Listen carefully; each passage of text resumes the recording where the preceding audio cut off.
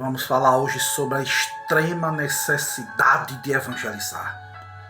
Em Atos dos Apóstolos, a Bíblia diz que o anjo do Senhor falou para Filipe, dizendo: dispõe-te, vai-te para o lado sul, no caminho que desce de Jerusalém para Gaza. E este se acha no deserto. E ele se levantou e foi. Que palavra tremenda, meus irmãos. A obediência de Filipe. Por que é que o anjo não pregou a palavra de Deus ao eunuco? Porque foi ordenado aos homens que pregassem a palavra. Não foi ordenado aos anjos. Os anjos atentaram para pregar. Mas foi ordenado aos homens pregar a palavra. Filipe vem de um grande avivamento. No capítulo 8, Filipe tinha pregado para os samaritanos. As pessoas viam e ouviam o que Filipe dizia, os milagres, pessoas endemoniadas eram curadas. Filipe tinha pregado para os gentios, mas agora Filipe é levado para pregar apenas para uma pessoa. É muito bom, é maravilhoso pregar para as multidões, para uma igreja avivada. Mas é necessário também pregar de forma individual, para aquelas pessoas que Deus nos impulsiona para pregarmos. E na passagem de Filipe e eunuco, eu aprendo algumas verdades. Em primeiro lugar, eu vejo que é preciso saber que uma vida vale mais do que o investimento do mundo. Filipe sai de um grande avivamento de Samaria, vai para o deserto. Um homem chamado Mário Neves diz acertadamente que quando um homem se interessa por Deus, logo descobre que Deus também se interessa por ele. Porque o eunuco estava lendo as Escrituras. Deus providenciou um intérprete. Deus tira Filipe da multidão de Samaria e envia Filipe para evangelizar apenas uma pessoa. E aonde? No deserto. Para Deus, uma vida vale mais do que todo investimento do mundo. Quem salva uma vida, salva o mundo inteiro. Aquele etíope foi missionário na sua pátria. Foi o primeiro africano a ser salvo, a ser enviado como embaixador de Cristo. Por isso que ele tinha que ser batizado, por isso que ele tinha que tirar as dúvidas dele, como Filipe tirou. De quem o profeta está falando? De si mesmo? Ou fala de outro homem? E Filipe disse: é de outro. E o nome dele é Jesus. Don Stott fala que Candace, esse homem eunuco, um etíope, um homem, um tesoureiro. Mas Candace não era um nome pessoal, e sim um título dinástico da rainha mãe, que exercia certas funções em nome do rei. Esse oficial era uma espécie de tesoureiro, era o ministro das finanças da rainha de Candace, mas precisava de salvação, precisava de Jesus, estava cheio de dúvidas, lindo a palavra de Deus, mas cheio de dúvidas. Em segundo lugar, eu vejo que é preciso, muitas vezes é preciso ir lá fora, onde os pecadores estão, para levá-los a Jesus Cristo. Filipe foi um homem que obedeceu atentamente à voz do Espírito Santo de Deus. O Espírito Santo de Deus disse: aproxima-te do carro. Se aproxima, Filipe. E Filipe se aproximou do carro. Foi obediente à voz do Espírito Santo para a glória do Senhor e Salvador Jesus Cristo de Nazaré. Obediente. Se aproxima do carro, Filipe. Lá fora, nos lugares públicos,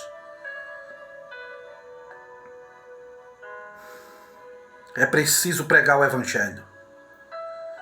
Se aproximar desse carro significa uma ação fora da igreja, uma ação fora do santuário, lá fora onde está o movimento, nas estradas, lá fora nos lugares públicos. Trata-se de colocar o Evangelho sobre as rodas. Em prática, ligando-se o sistema de transporte, tinha que colocar o Evangelho em velocidade, tecnologia moderna, na imprensa, com folhetos, rolos, bobinas, vídeos, projetores cinematográficos. Vamos colocar velocidade no Evangelho. No YouTube, nas redes sociais, no Facebook, no TikTok. Pessoas que dançam, põem dancinha, põem piadas, mas não tem coragem de colocar uma reflexão da palavra de Deus. Um certo missionário chamado Hudson Taylor começou seu ministério em 1857 em Ningbo, na China, e levou a Cristo o Sr. Nai. E um certo dia, o Sr. Nai perguntou a Hudson Taylor: há quanto tempo vocês conhecem o Evangelho na Inglaterra? E Hudson Taylor respondeu: há muitos anos. E com profundo sentimento: Ningbo, Redarguil, meu pai morreu sem conhecer o Evangelho. Por que vocês não vieram antes? Olha só que palavra forte no coração desse missionário. Por que vocês não vieram logo? Por quê? Porque não se aproximaram da carruagem? Por que não deram um jeito de ensinar as Escrituras? Por que não tiraram a dúvida daqueles que têm dúvida do céu e do inferno, da morte e da vida, de Cristo e de Satanás? Por quê? Em terceiro lugar, vemos que é preciso explicar as Escrituras e levar as pessoas a Cristo. O evangelista é um mestre. A palavra de Deus ela precisa ser lida, explicada, aplicada também. Hoje vemos muitos pregadores substituindo a exposição das Escrituras por experiências, por testemunhos. Não que não edifica, edifica, mas a palavra de Deus está em primeiro lugar. As pessoas estão falando de um evangelho empirista, experiências que voaram, que viram anjo, que viram taça, que viram não sei o quê. Mas devemos pregar o evangelho, devemos apresentar a Cristo.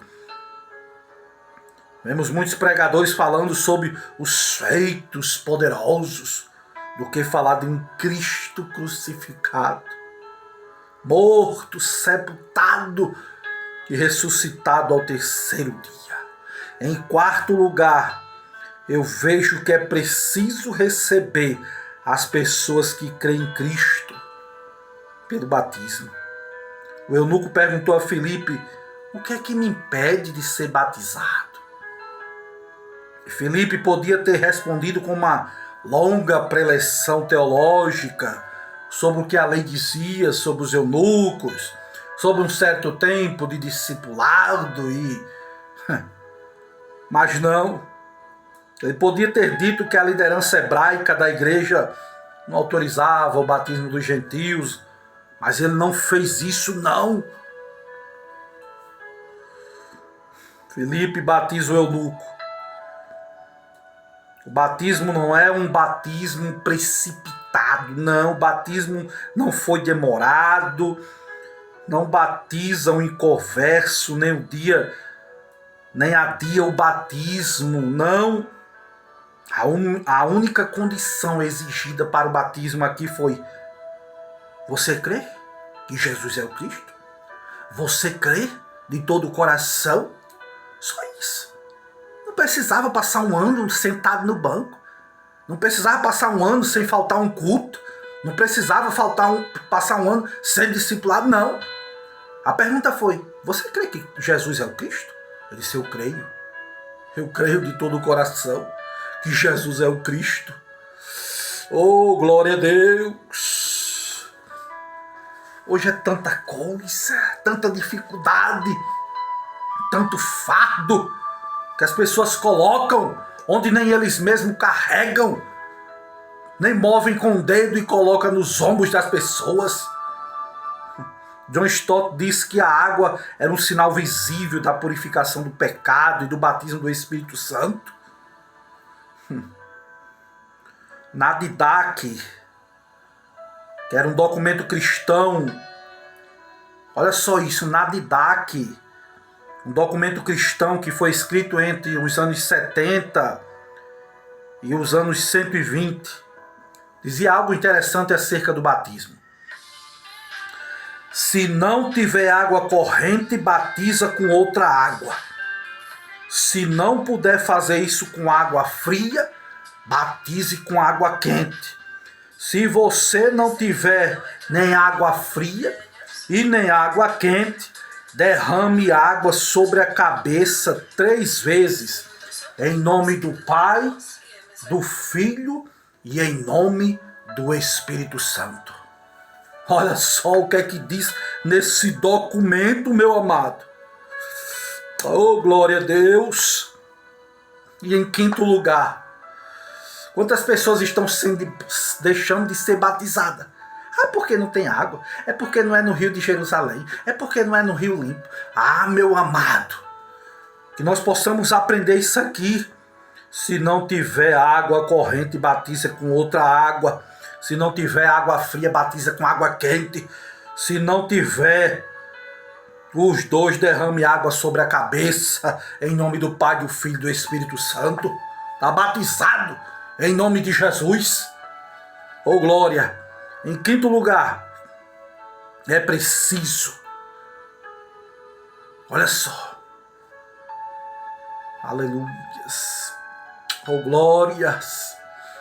Em quinto lugar, é preciso estar sempre aberto à nova direção do Espírito Santo.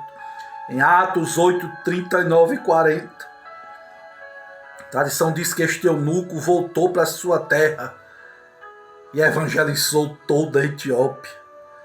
Aquele que saiu do deserto, cheio de alegria, de ter entendido as Escrituras, de ter sido batizado, não podia guardar para si mesmo essa alegria.